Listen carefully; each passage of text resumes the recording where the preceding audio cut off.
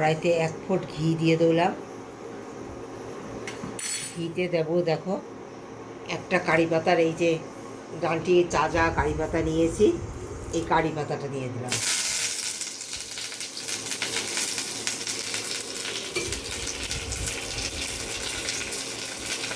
কারি পাতা জানো তোমরা হজমের জন্য অনেক সাহায্য করে। দিয়ে দেবো জল।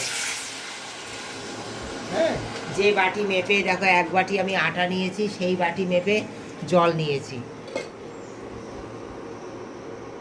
1 বাটি জল নিয়েছি, 1 বাটি আটা নিয়েছি।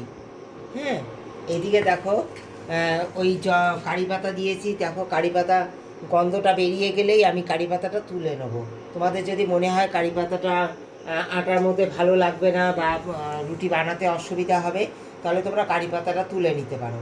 হ্যাঁ, আমি কারি পাতার গন্ধটা জাস্ট হয়ে গেছে আর এর গুণাগুণটা বেরিয়ে গেছে অনেকটাই, তা আমি কারি পাতাটা তুলে নেব।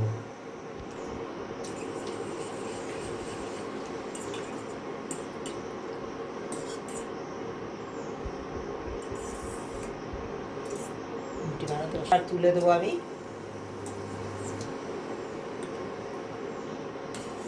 এর যে স্বাদ, এর যে গুণাগুণ, এটা খানিকটা বেরিয়ে গেছে।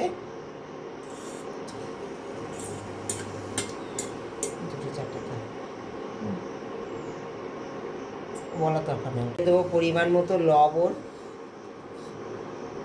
আর অল্প সামান্য হলুদ। হ্যাঁ, হলুদও জানো তোমরা হজমে সাহায্য করে। দিয়ে দেবো অল্প একটু জোয়ান। এই যে অল্প জোয়ান নিয়েছি, এই জোয়ানটা হাতে ডলে আমি সুন্দর এতে দিয়ে দিলাম। জলটা একটু ফুটতে দেবো। দেখো জলটা ফুটে উঠেছে। এইবার দিয়ে দেবো আটা। হ্যাঁ, যে বাটি মেপে আটা নিয়েছি, জল সেই বাটি মেপে 1 বাটি জল নিতে হবে। হ্যাঁ, এই দেখো আটাটা দিয়ে দেবো আমি। অল্প অল্প করে আটাটা দিতে থাকবো আর এরকম নাড়তে থাকতে হবে। এরকম নাড়তে থাকতে হবে। অল্প অল্প আটা দেবো আর নাড়তে থাকতে হবে। তোমরা ময়দা নিতে পারো, আমরা আটার রুটি খাই তাই আটা নিয়ে নিলাম। হ্যাঁ, এটা সিম আঁচে হতে দিতে হবে, একদম সিম আঁচে, সম্পূর্ণ সিম আঁচে এটা হতে দিতে হবে।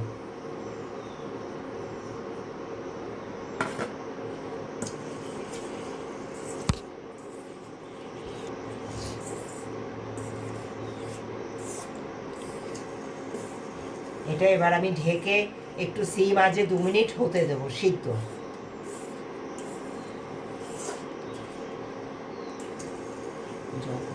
এই যে এইভাবে রয়েছে, এবারে একটু সিম আঁচে এটা বসিয়ে রাখতে হবে ঢেকে।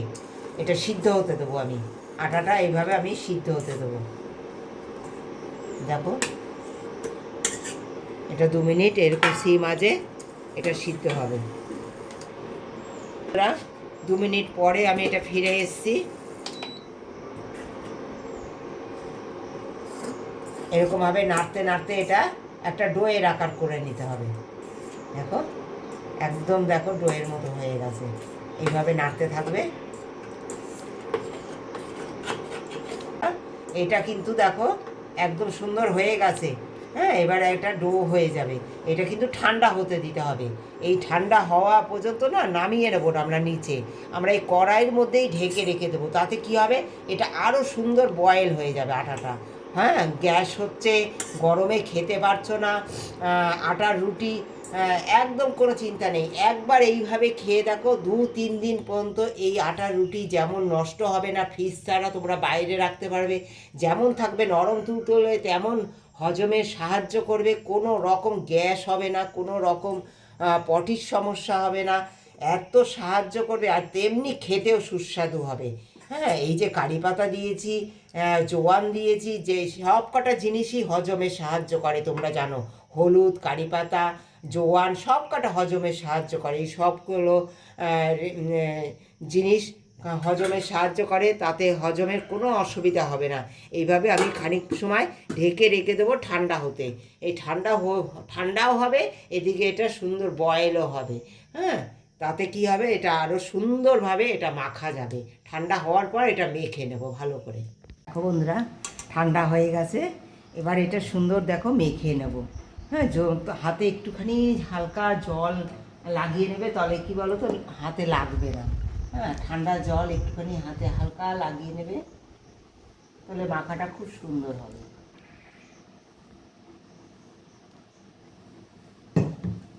দেখো একটু জল লাগিয়ে নিলাম হাতে,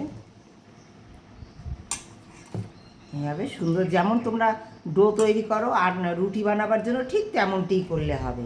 হ্যাঁ, একটু যদি নরম হয়, নরম এতে হবে না, তোমরা যদি পরিমাপটা ঠিক রাখো যে 1 বাটি আটার জন্য 1 বাটি জল, একদম ঠিকঠাক হবে, পারফেক্ট হবে।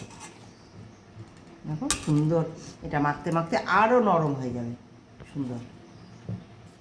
তোমরা কেমন সুন্দর রুটিগুলো ফুলছে, দেখো কত সুন্দর, দেখো ফুলছে।